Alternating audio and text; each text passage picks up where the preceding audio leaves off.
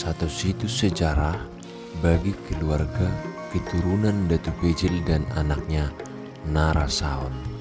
Dalam kisahnya, Datu Pejil pernah membuang anak laki-laki satu-satunya yang dia miliki ke tempat ini karena terlahir dengan cacat fisik berupa penyakit kulit yang melepuh yang tak bisa diobatinya.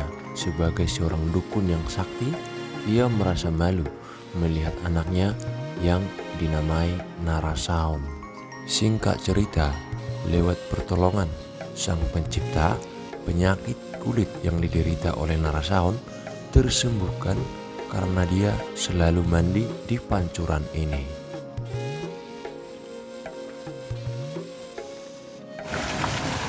Nah, itu dia pancurannya guys, ada 7 pancur. Itu sudah diganti menggunakan pipa besi. Kalau zaman dulu itu menggunakan bambu ya. Jadi airnya benar-benar keluar dari dalam tanah. Seperti teman-teman lihat di atas itu. Di atas itu tidak ada lagi aliran air. Jadi air ini memang keluar dari dalam tanah. Keluar dari dalam tanah, kemudian dia terjun di batu ini. Ya. Untuk rasanya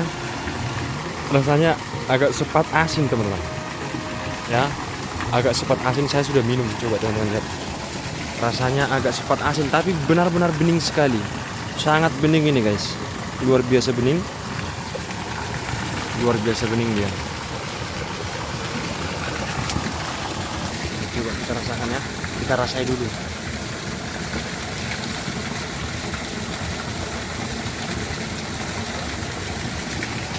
Nah, dan di sini wangi jeruk purut, teman-teman. Di sini wangi sekali jeruk purut karena hampir tiap hari diziarahi orang dengan membawa jeruk purut.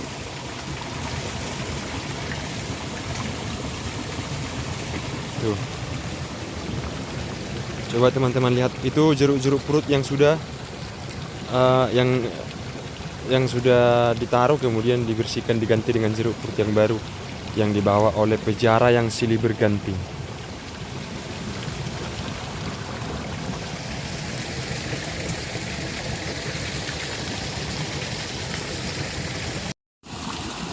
Jadi ini kita tinggalkan dulu, kita ke tempat lain.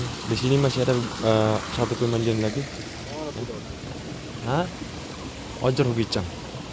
Ini ada ojor. Wah. Nah, di pohon ini biasa orang berdua guys. Itu sepertinya pohon mabar. Itu pohon mabar itu. Tempat orang biasa melakukan berdua, orang-orang yang berobat.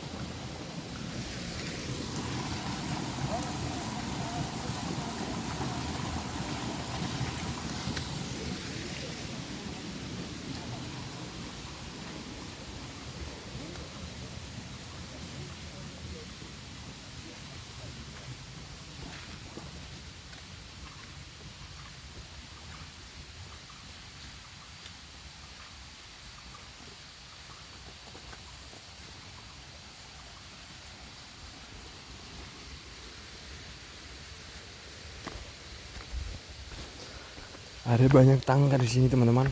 Ke sini kamu harus benar-benar kuat fisik. Ya, ini satu lagi pemandiannya.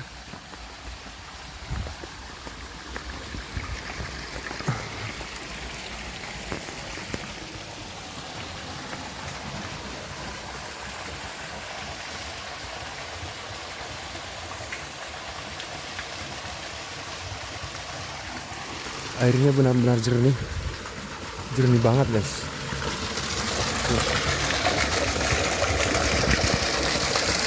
Di sini ada satu pancoran.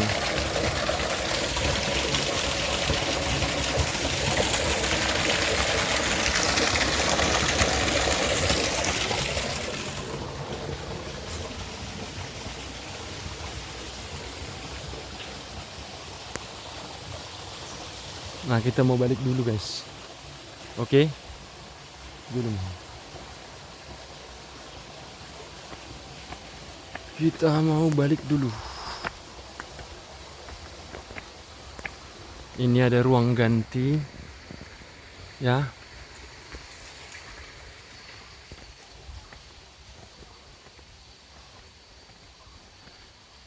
Tapi ini kurang lebih setengah perjalanan masih jalan tanah.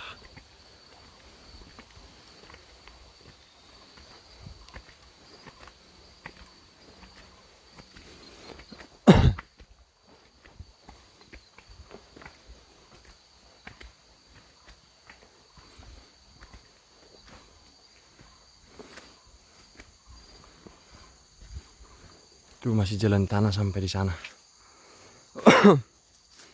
Kalau turun ke bawah tuh kita dengan tangga-tangga.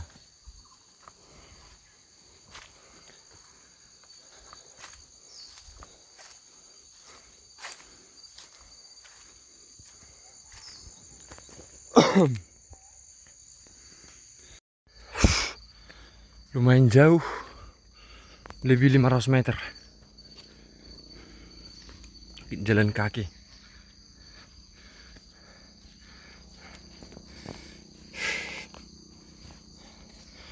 Ini sengaja tidak diperbaiki guys, karena masuk ke dalam ini kamu harus jalan kaki. Jadi seperti keterangan dari orang-orang di sini, dilarang menggunakan kendaraan masuk ke sini.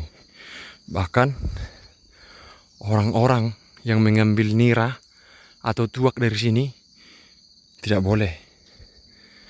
boleh menggunakan kendaraan sepeda motor. Walaupun ini bisa dilalui sepeda motor, ya, untuk menjaga keasrian alam, keseimbangan, untuk menjaga supaya tetap hening dan sakral. Orang kesini mencari ketenangan.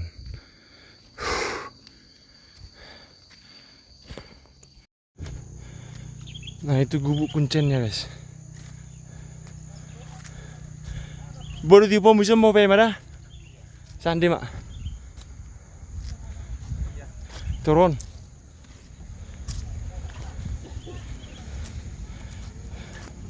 Lihat tuh bang parkir mi. Lemes nih. Itu rumah kuncennya guys.